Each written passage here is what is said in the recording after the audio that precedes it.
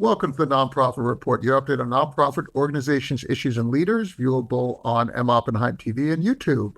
I'm your host, Mark Oppenheim, and today we're chatting with leaders of the Housing Consortium of the East Bay, HCEB, and our special guests are Darin Lounds, Executive Director, Marichelle Alcantara, the Director of Programs, and Kristy Feck, Board President. So I'd like to thank you all for joining us. This is our favorite topic. How do we deal with housing insecurity, people who are unhoused, people who have various challenges, but it all starts, right, Darin, with having a place to sleep for the night.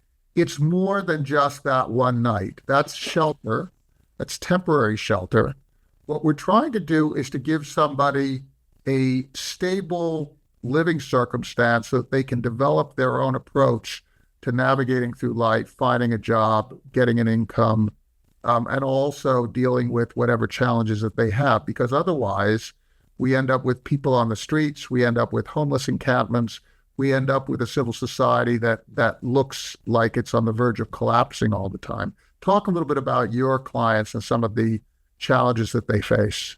Well, so it's all of those things, Mark. You know, folks find their ways into homelessness in many different ways, finding their way out of homelessness also in many different ways. And that's one of the things that really appreciate about the work we're able to do here at HCEB is that, you know, we provide permanent supportive housing options, we provide affordable housing options, and we provide a ton of programs that, you know, that are more interim and emergency based, so that we're able to help people from Jump Street all the way to their permanent home, and support them in their permanent home so it stays their permanent home.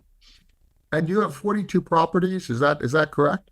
Correct. So talk a little bit about the supportive services that you provide, because this is not just about giving somebody a key to an apartment and leaving, because depending on where these people are coming from, how their psychological state is, what they've just experienced, you need to actually provide additional support to help them on their way. So talk a little bit about that, Shell. Yeah, so we have tenancy sustaining services around our programs. They could be on-site. Like in Berkeley, we have service coordinators that help our clients maintain with their achieving their goals. And even though they're already housed, make sure that they are sustaining their living condition and their health and whatever goals they have, in supporting them with that. And we also have housing community supports, wherein our service coordinators are around the community, visiting our clients and to make sure that they are okay. They have all the services that they need, like medical and mental health and other help. Could be education or employment. So very essential. I think that part is very essential to keeping our clients' house. So one of the things that really strikes me is that if we lived in a small village and our neighbor was homeless for whatever reason, if we lived in that environment, we would care because it affected us. They're people we know, right, Kristy? And you're running another nonprofit. How does a nonprofit executive become a nonprofit board chair? Talk a little bit about the intersectionality here and the interests at play. The organization HCEB, we started actually as a consortium of service providers, advocates, parents, folks with disabilities who were specifically looking at the issue of housing in our community as a barrier to people with disabilities being able to live full, independent lives. So service models were becoming available to support people individually at the degree that they needed to be able to be successful in the community. But we saw that without housing, the services were not going to do very much to reduce the stigmatization, the unwanted institutionalization, and service models that weren't client-centered and weren't focused on the individual. Let me just interrupt there, because we all have this tendency of getting into sector speak, right? Service models and Yeah. so on and so forth. But what you're really talking about is that when you are trying to help somebody become independent, but they don't have a place to stay that evening, that becomes the obsession. Isn't that the response, the issue that you set out to solve? Because it was really in the way of providing, giving you the stability that allowed Toolworks to do your thing, right? Yes, that's correct. So, I see that, there's a lot of synergy between the missions of our organization. So Toolworks being the organization that you run. Yeah, Toolworks is a social enterprise organization that provides employment and job training for individuals with disabilities and folks who are homeless, as well as supportive services such that a lot of the folks at HCEB receive. So the types of supports that really allow people to maintain their housing and achieve economic self-sufficiency. So there's a lot of, there's a lot of overlap, but we don't do exactly the same thing. And housing is something that Toolworks doesn't do. And so it is crucial to our mission that we have other folks in the community that are developing housing models that are going to prevent homelessness. And, the thing that I think people know sort of instinctively, but it is true that the largest majority of folks who are homeless are also people with disabilities. So it is people who are homeless, they need supportive services to be able to just live in our community. But the fact that housing is just so scarce places, folks at risk. And then we have folks who are more at risk, who are homeless. And then it is a harder cycle to get them out of homelessness if they don't have the key supportive services. So I think that it's a real natural fit for our organizations to work together. And I think that, the other thing is that, we were able to share best practices, One of the things that I want to ask you all about is this idea within the nonprofit sector of trying to stick to the core competencies that you have and then partnering with other organizations, as opposed to in the business sector, organizations empire build. In the nonprofit sector, you don't get rewarded for doing that, do you? Darin, when you look at building your team, why aren't you getting into Kristy's space? Kristy, when you're building your team, why aren't you getting into Shell space? How is this? I know there's overlap because you need to have competencies to provide these common services. But Darin, can you give a first cut as to how you develop your talent so that you are a good cooperator and partner to Kristy, as opposed to just trying to do it all yourself? There's a number of reasons why it pays to partner. One is just organizational capacities. Every organization is stretched to its seams, are splitting, and we don't have the capital it takes to capacity build before the business builds.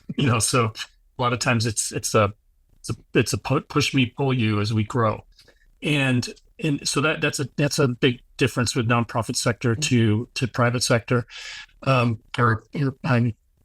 corporate sector. So it does benefit us to partner. We have a lot of great partners out there in the community. Shell works with some great partnerships with nursing providers. We partner with other developers and often go into partnerships just to build and own. And then we operate and provide services together, once we're on the road. It really benefits us.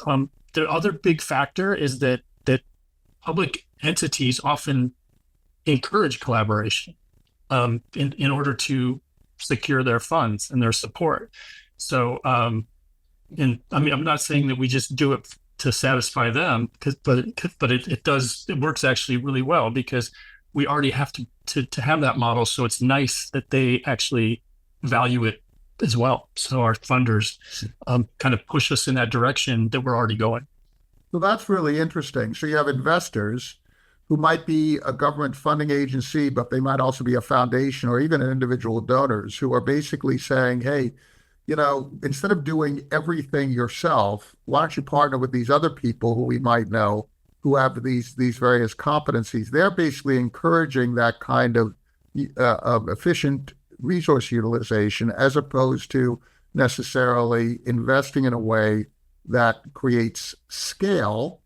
But scale could also become in the way of management, because the bigger you are, the more overhead management you have, and that could rob you of resource, right?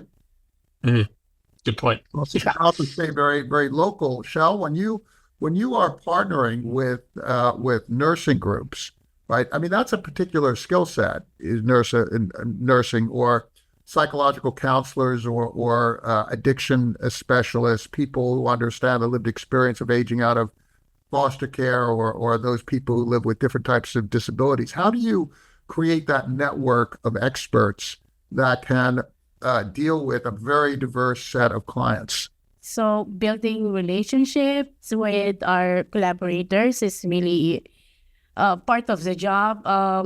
We have partnered with community agencies throughout the years, and maintain that relationship with them.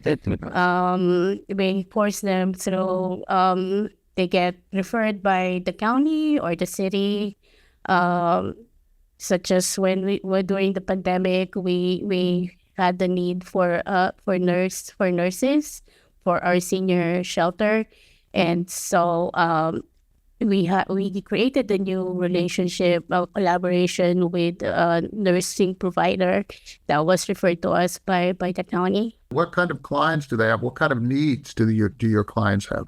Right now, we are operating 2 emergency shelters that are helping seniors in Oakland and those who are medically vulnerable. Those shelters opened during the pandemic and continue to be open up to now.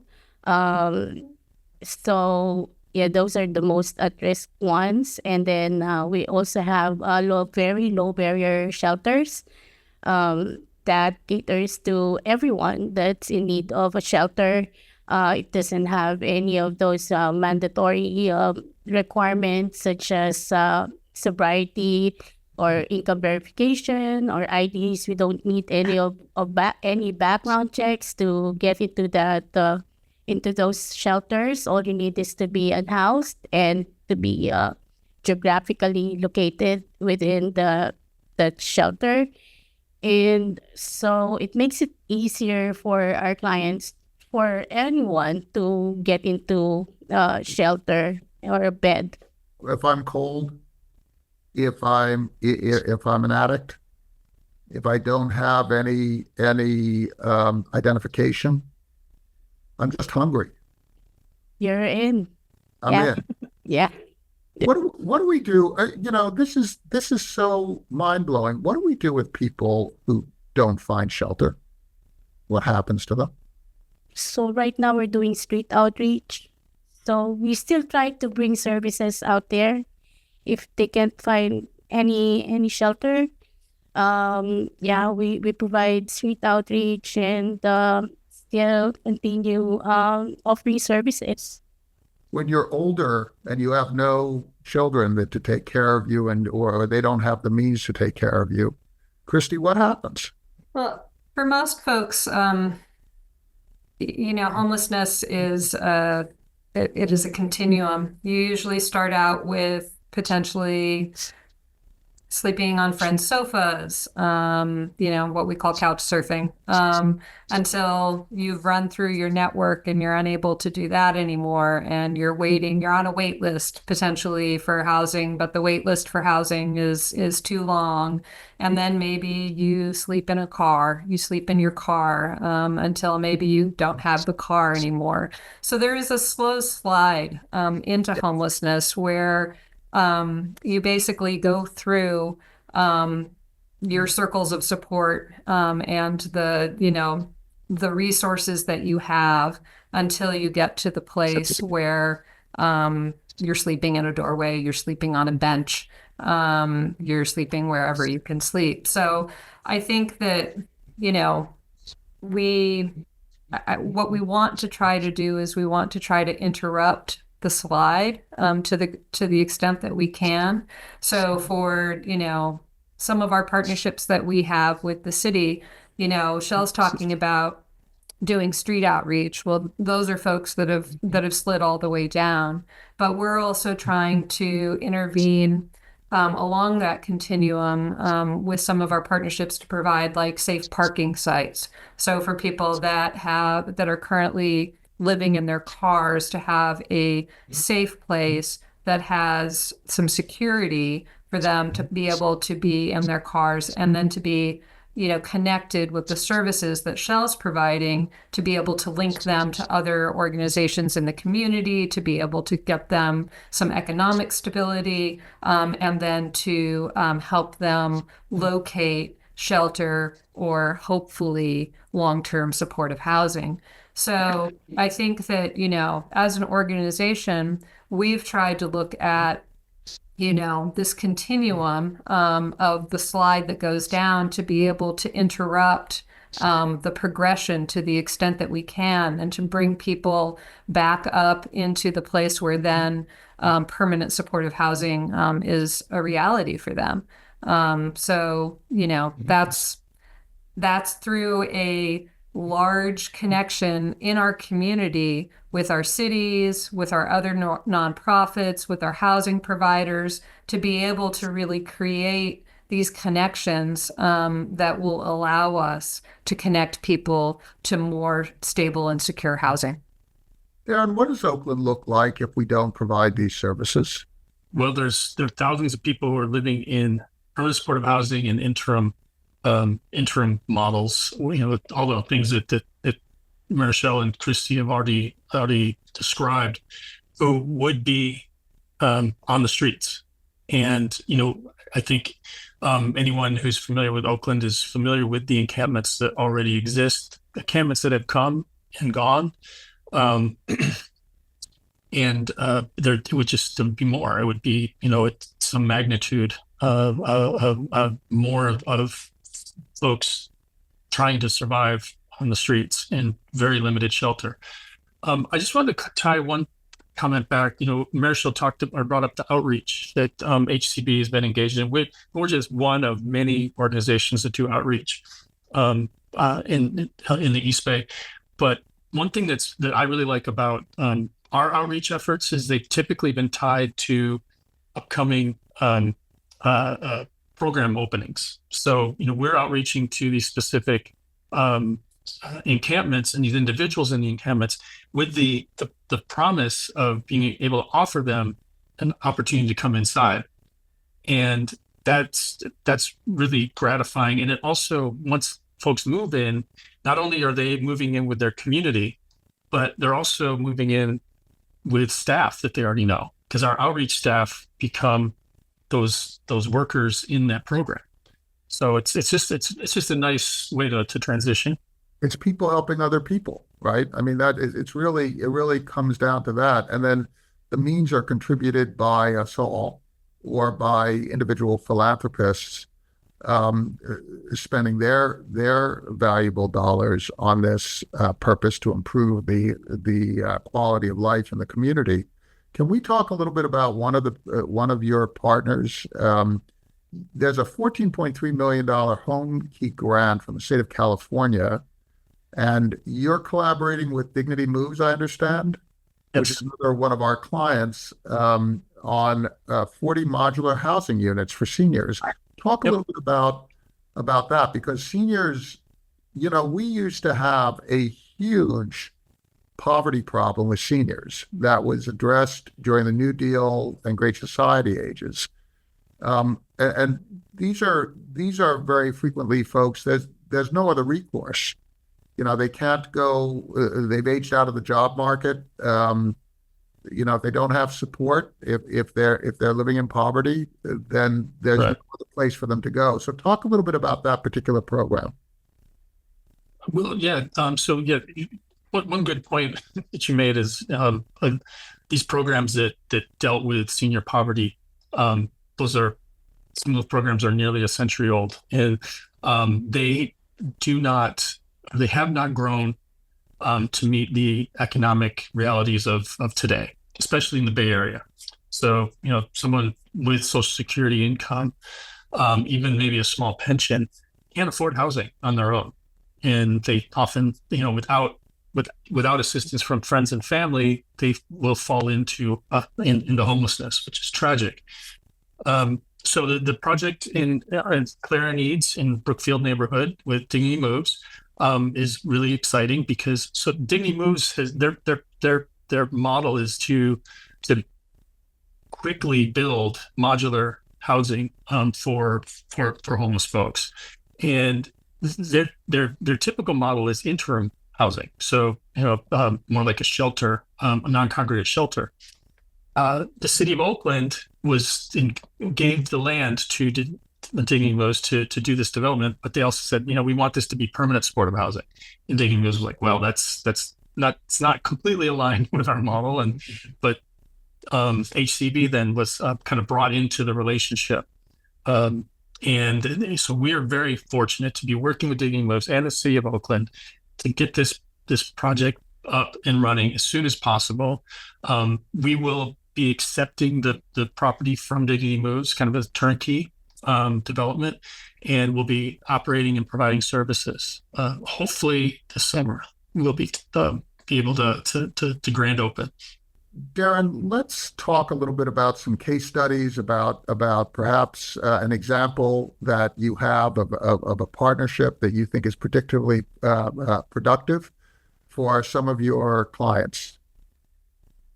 Yeah, I'd love to say a little bit more about Vineyard. It's a project that opened last year in the city of Livermore. It's a great collaboration between ourselves.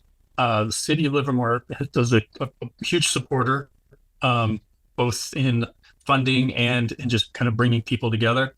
Open Heart Kitchen, which is a fantastic organization based in the Tri-Valley, and CityServe, which does a lot of the service coordination for the folks who are there.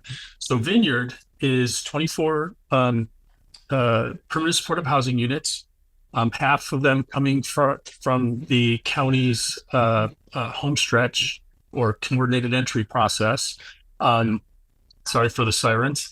And then the other half coming from the Livermore Housing Authority and the Livermore Vets.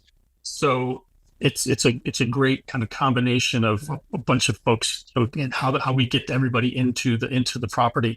But that's just a small part of what we do there. We also have a homeless resource center that serves dozens of people daily, providing hot showers, laundry, and mailboxes for folks, as well as housing navigation, which is provided right on site for those folks who are coming to use those services. And then Open Heart Kitchen, who's our main partner there, they built a commercial kitchen on the premises with a community serving dining room that is for all the folks that utilize the resource center. Our residents are welcome to come there, but anyone in the Tri-Valley can come and get meals there. We have families come from the neighborhood. It's really been awesome to see all of these things coming together in one place. And I just wanted to highlight that. It took a lot to get us there. It was a very long development process because it was so complicated. We had so many things going on, but it's been well worth the efforts. What kind of program competencies do you have to bring for a series of services like this, Shell? For one, we need to be competent with housing navigation. At Livermore, we provide housing navigation during the day and even when it becomes a shelter at night. So our housing navigators help our clients by becoming document ready, entering them into the HMIS, the database system for homeless folks, and assess them of their needs and put them on the housing queue, which leads to getting matched to permanent housing or permanent supportive housing. And then you also have to not only be able to figure out where these people might be able to enter the system, but also you're going to be providing some short-term needs. What kind of short-term needs do you encounter? Short-term needs would be transportation, meals, showers and change of clothes. And then also helping them get connected to needed services like mental health, behavioral health, medical needs. And So if I need a change of clothes, how do I get those change of clothes through you? we have most of our shelters got the clothes pantry, and they come from the donations around the community. So you're bringing expertise to prepare meals, to serve. You've got security issues.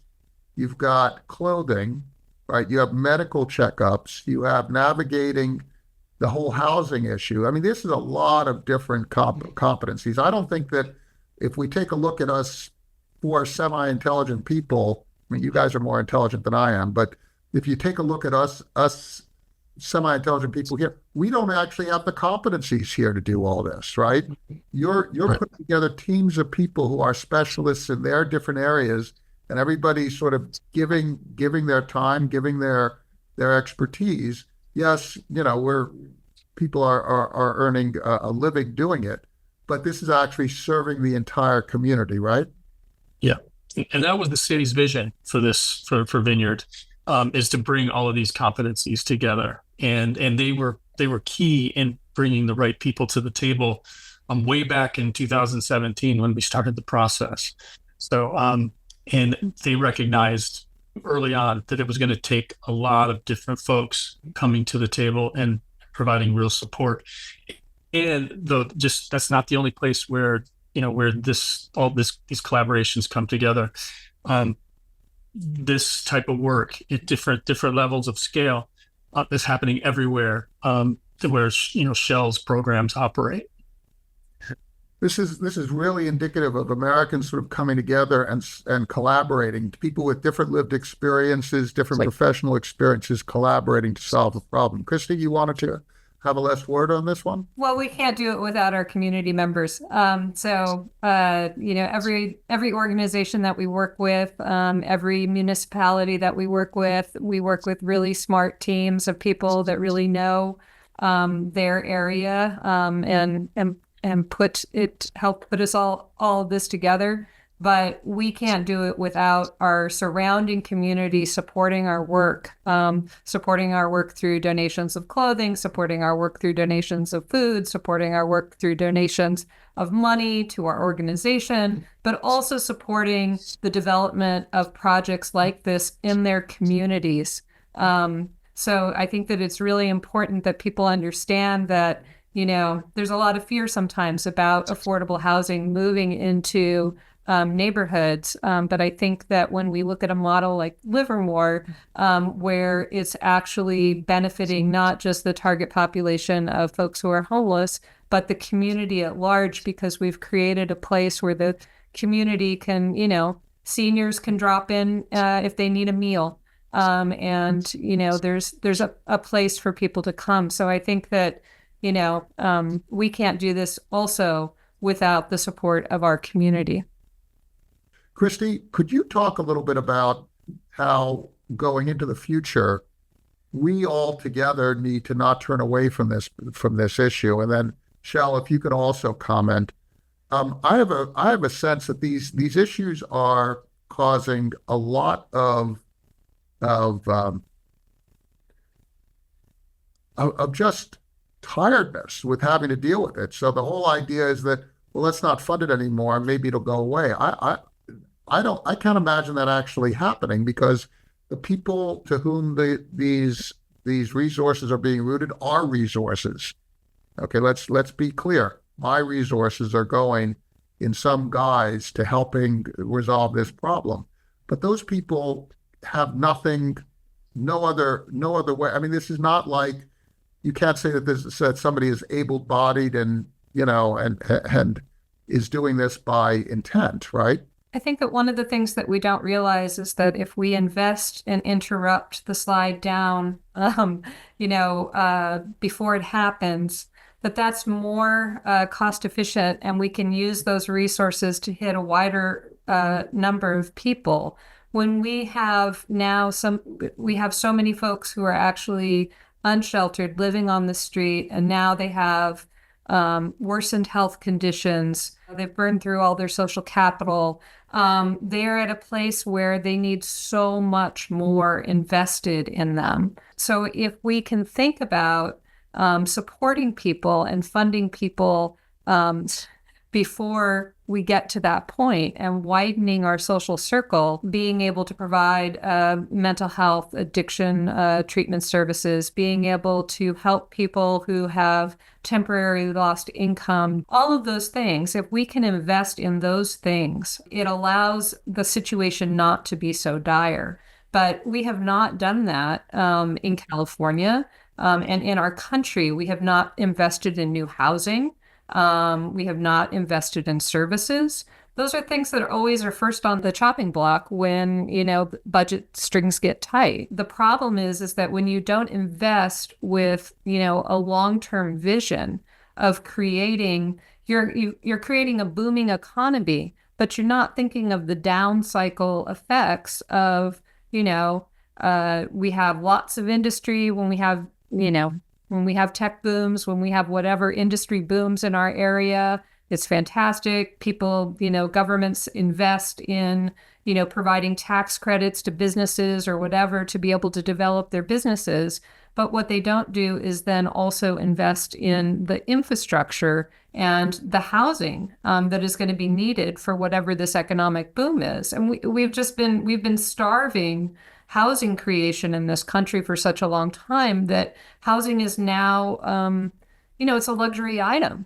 It's a luxury item for most people. You can't afford housing anywhere in the United States, particularly in the Bay Area, but anywhere in the United States. There is nowhere where somebody who is earning a minimum wage job, living, working 40 hours a week, can afford to have housing. They can't afford an apartment without some kind of subsidy.